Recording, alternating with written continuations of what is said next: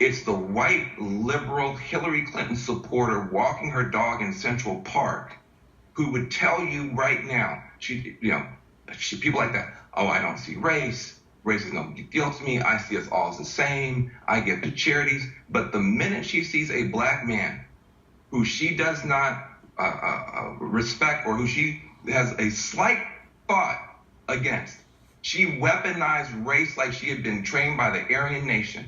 A Klans member could not have been better trained to pick up the police and pick up her phone and tell the police it's a black man, African-American man, come get him. So what you just saw there was an essential clip of Van Jones speaking earlier today on CNN. And he was drawing a line between what we've been seeing in Minnesota and what happened a couple days ago in Central Park in New York. What happened to George Floyd is what could have happened to Christian Cooper if Amy Cooper got her way. And what he was saying is that when black people have to worry about racism, when black people have to worry about discrimination and prejudice and oppression, they don't have to worry as much about the open stereotypes of what a racist looks like, with the hoods and with the torches and what have you. But rather, they have to look at the upper middle class white woman who likely voted for Hillary Clinton and Barack Obama and other corporate Democrats. And that's a crucial statement. What we've been seeing over the last couple days, again, is we first got that event where Amy Cooper in Central Park in New York weaponized her white womanhood to try and punish Christian Cooper, a black man, for daring to ask her to put her dog on a leash, for daring to ask her to follow the rules that everyone should follow. I made a video about that.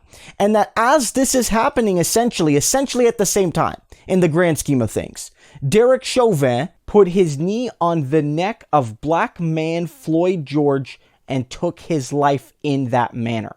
That's what happened. Now, he's just been charged. He's been arrested and charged for that action. There's more details coming about that. That's good to see. But the point that Van Jones is making is that these things are connected.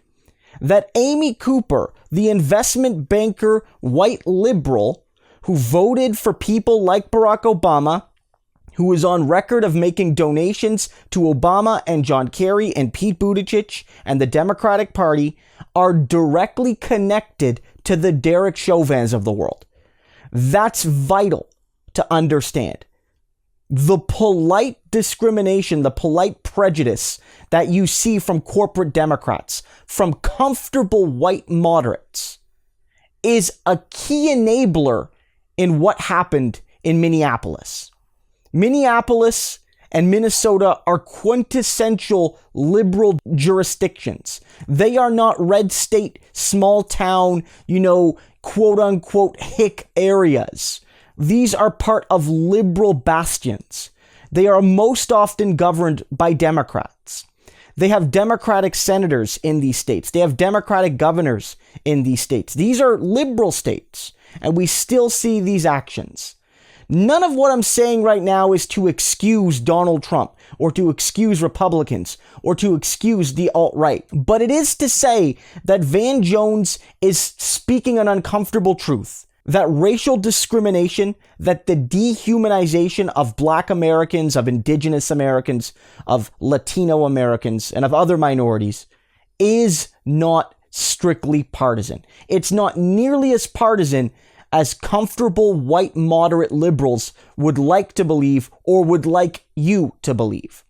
And that's vital to know, because what Van Jones is saying is crucial.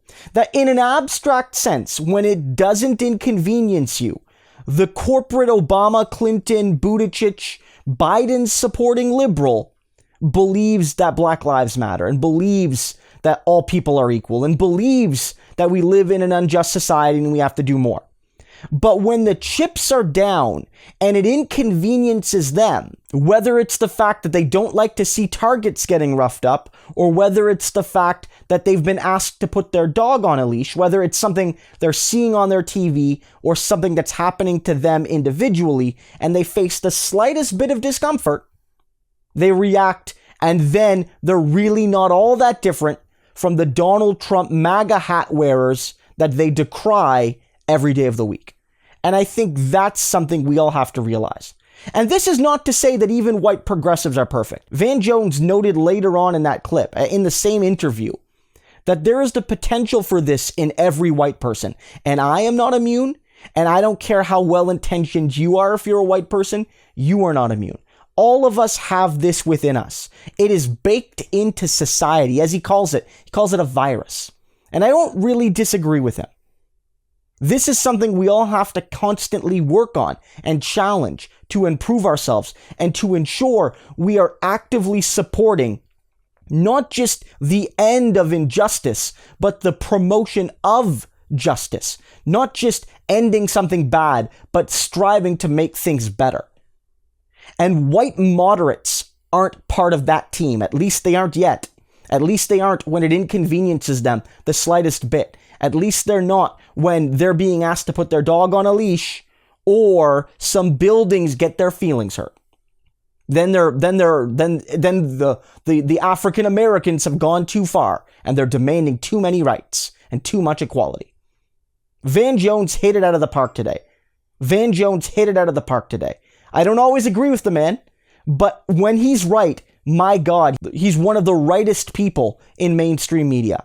Share this clip with folks. People especially that are comfortable white moderates, white middle and upper middle class moderates, who in an abstract sense may be supporting the broad goals of racial justice. But you know they need to be faced dead on with this truth.